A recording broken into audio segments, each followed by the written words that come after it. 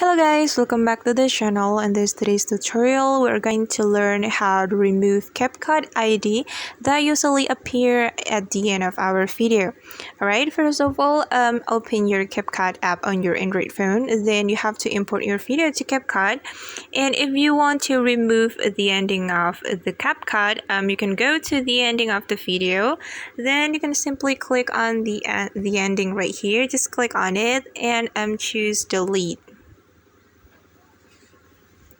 Alright, and now the ending of our video has been removed, and actually there is another way to remove the ending. We can go to Capcut Home, and after we go to Capcut Home, we can click on this settings menu on the top right corner of your screen, and you can turn off at default ending. You can click on this toggle button